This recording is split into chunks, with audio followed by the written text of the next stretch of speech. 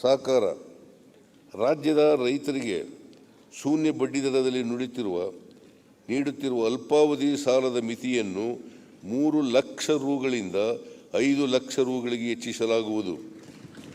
ಅದೇ ರೀತಿ 3ರ ಬಡ್ಡಿ ದರದಲ್ಲಿ ನೀಡುವ ಮಧ್ಯಮಾವಧಿ ಮತ್ತು ದೀರ್ಘಾವಧಿ ಸಾಲದ ಮಿತಿಯನ್ನು 10 ಲಕ್ಷ ರುಗಳಿಂದ 15 ಲಕ್ಷ ರುಗಳಿಗೆ ಹೆಚ್ಚಿಸಲಾಗುವುದು.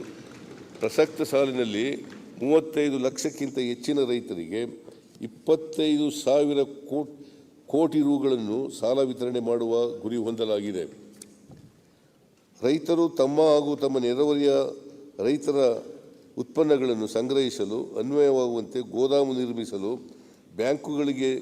ಬ್ಯಾಂಕುಗಳು ನೀಡುವ 20 ಲಕ್ಷ ರುವಿನ ಸಾಲಕ್ಕೆ ರಾಜ್ಯ ಸರ್ಕಾರವು 7% ಬಡ್ಡಿ ಸಹಾಯಧನವನ್ನು ನೀಡಲಿದೆ.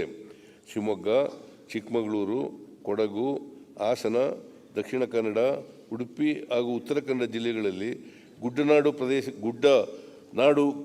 ಗುಡ್ಡಗಾಡು ಪ್ರದೇಶಗಳ ರೈತರ ಕೃಷಿ ಉತ್ಪನ್ನ ಮತ್ತು ಪ್ರಕಾರಗಳ ಸಾಗಾಣಿಕೆಗಾಗಿ 4 ಚಕ್ರದ ಪಿಕಪ್ ವ್ಯಾನ್ ಖರೀದಿಸಲು 7 ಲಕ್ಷ ರುವರೆಗಿನ ಸಾಲವನ್ನು 4% ಬಡ್ಡಿ ದರದಲ್ಲಿ ವಿತರಿಸಲಾಗುವುದು.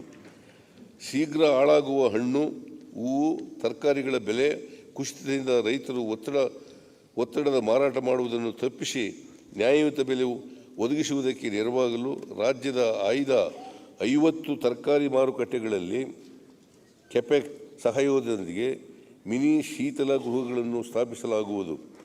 ಕೃಷಿ ಉತ್ಪನ್ನ ಮಾರುಕಟ್ಟೆಗಳು ರೈತರ ಉತ್ಪನ್ನಗಳಿಗೆ ಯೋಗ್ಯ ಬೆಲೆ ಒದಗಿಸಿ ಅವರ ಹಿತ ಕಾಯುವ ಸಂಸ್ಥೆಯಾಗಬೇಕು ಎಂಬ ಆಶಯ ನಮ್ಮ ಸರ್ಕಾರದ್ದಾಗಿದೆ. ಈ ಉದ್ದೇಶದಿಂದ ನಮ್ಮ ಸರ್ಕಾರದ ಹಿಂದಿನ ಅವಧಿಯಲ್ಲಿ ರಾಜ್ಯದ ಕೃಷಿ ಉತ್ಪನ್ನ ಮಾರುಕಟ್ಟೆಗಳನ್ನು ಬಲಪಡಿಸಿ ಆನ್ಲೈನ್ ಮಾರುಕಟ್ಟೆ ವ್ಯವಸ್ಥೆಯನ್ನು ದೇಶದಲ್ಲಿ ಮೊದಲ ಬಾರಿಗೆ ಜಾರಿಗೊಳಿಸಲಾಯಿತು. ಇಂದಿನ ಸರ್ಕಾರವು APMC ಕಾಯ್ದೆಗೆ ತಿದ್ದುಪಡಿ ಮಾಡುವ ಮೂಲಕ ಸದೃಢ ಮಾರುಕಟ್ಟೆ ಜಾಲವನ್ನು ದುರ್ಬಲಗೊಳಿಸಿ APMCಗಳ ಮೇಲೆ ಅವಲಂಬಿತವಾಗಿರುವ ಲಕ್ಷಾಂತರ ರೈತರ ಬದುಕಿನ ಅನಿಶ್ಚಿತತೆಗೆ ಕಾರಣವಾಗಿದೆ. APMC ಕಾಯ್ದೆ ತಿದ್ದುಪಡಿಯ ಮೊದಲು 2018-19ರಲ್ಲಿ ರಾಜ್ಯದ 167 ಕೃಷಿ ಉತ್ಪನ್ನ ಮಾರುಕಟ್ಟೆಗಳ ಒಟ್ಟು ಆದಾಯ 570 ರಿಂದ 600 ಕೋಟಿ ರುಗಳಷ್ಟಿದ್ದು 2022-23ರಲ್ಲಿ APMC ಕಾಯ್ದೆಯ ತಿದ್ದುಪಡಿಯ ನಂತರ ಕೇವಲ 193 ಕೋಟಿ ರುಗಳಿಗೆ ಕುಸಿದಿದೆ. ಅಲ್ಲದೆ ಮುಕ್ತ ಮಾರುಕಟ್ಟೆಯಲ್ಲಿ ಖಾಸಗಿ ಸಂಸ್ಥೆಗಳು ರೈತರನ್ನು ವಂಚಿಸಿದ, ಶೋಷಣೆಗೆ ಒಳಪಡಿಸಿದ ಹಲವಾರು ನಿದರ್ಶನಗಳು ನಮ್ಮ ಕಣ್ಣ ಮುಂದಿವೆ.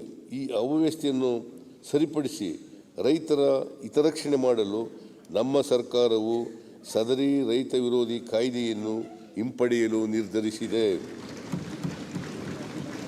ಕಾಯಕ ನಿಧಿ ಯೋಜನೆಯಡಿ ರಾಜ್ಯದ ಕೃಷಿ ಉತ್ಪನ್ನ ಮಾರುಕಟ್ಟೆ ಸಮಿತಿಗಳಲ್ಲಿ ಕಾರ್ಯನಿರ್ವಹಿಸುತ್ತಿರುವ ಹಮಾಲರು ಮರಣ ಹೊಂದಿದಲ್ಲಿ ಅವರ ಶವ ಸಂಸ್ಕಾರಕ್ಕಾಗಿ ನೀಡುವ ಮೊತ್ತವನ್ನು 10,000 ರುಗಳಿಂದ 25,000 ರುಗಳಿಗೆ ಹೆಚ್ಚಿಸಲಾಗುವುದು.